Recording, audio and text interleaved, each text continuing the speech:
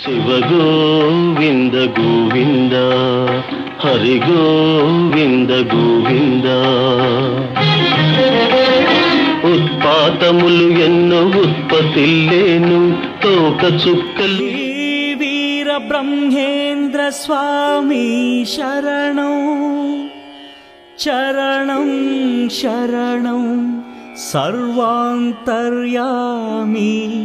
శ్రీ చిలకమ్మ పలుకవే పలుకు, చిలకమ్మ పలుకవే పలుకు.